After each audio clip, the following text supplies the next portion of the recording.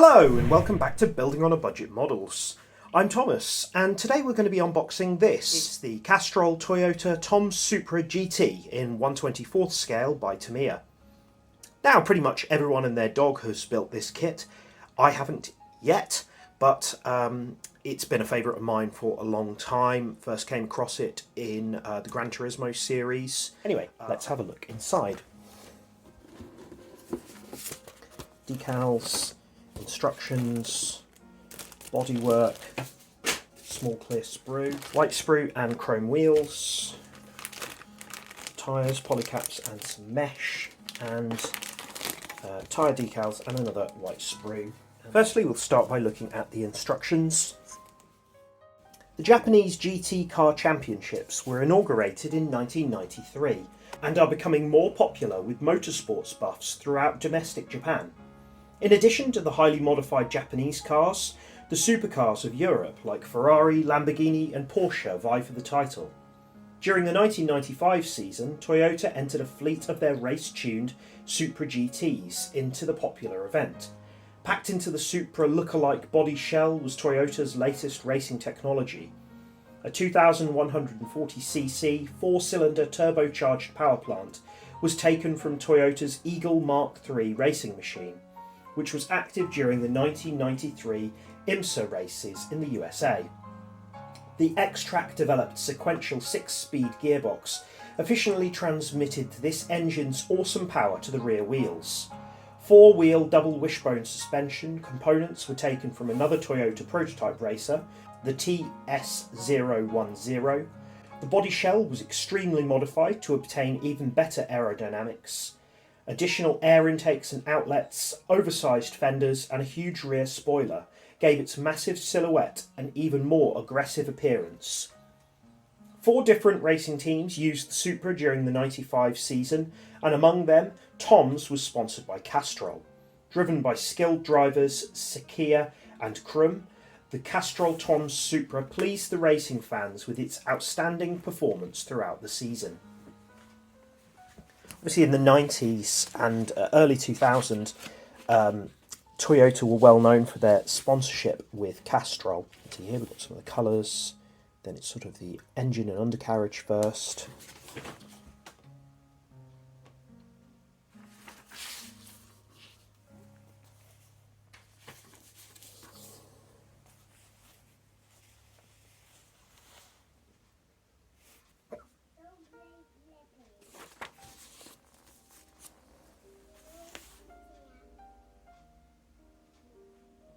Okay, we'll start with this white sprue here.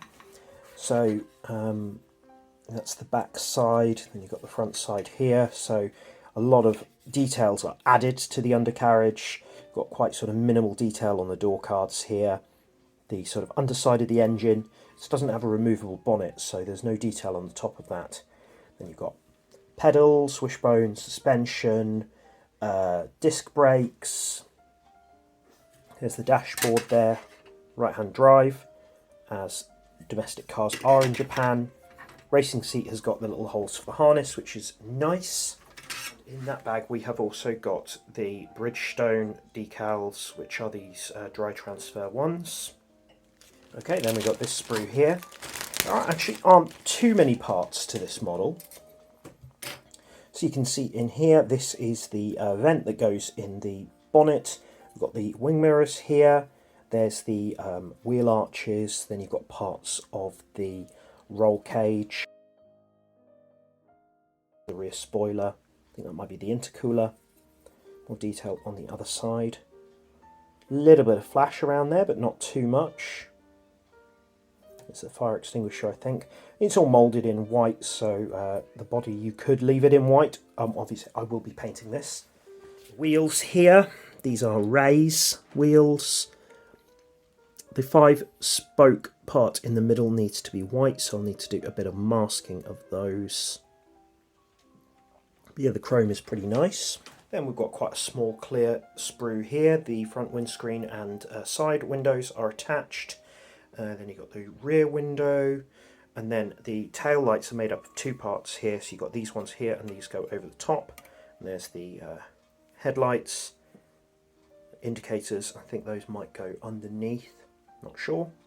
But yeah, very nice and clear, no imperfections that I can see. Then we've got the bodywork here.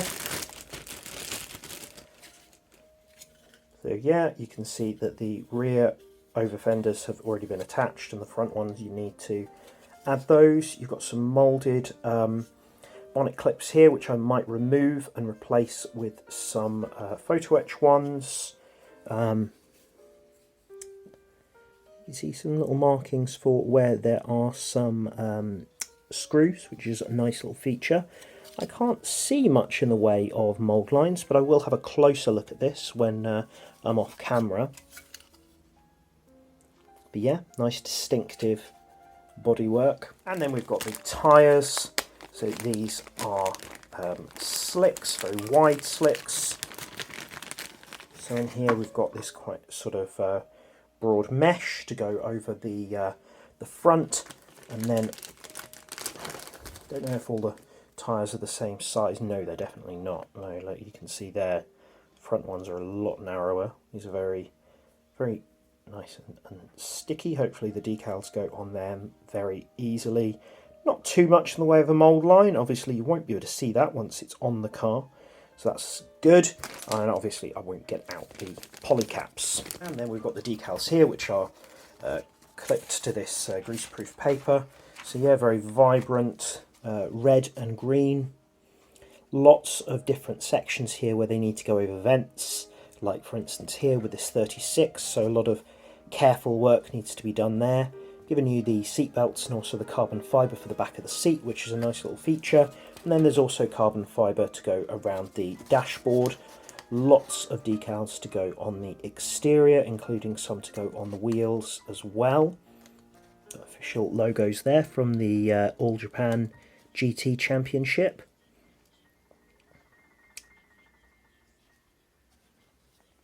Yep, very nice decal sheet. A lot of work to be done there. So there we have it. This will be my Christmas holiday build. Did actually get this for Christmas last year, so apt that I'm making it now. Don't know when I'll finish it. Maybe this year, maybe next year. But yeah, very much looking forward to making this one. Thanks a lot for watching. Please do like, share and subscribe, and I'll see you soon.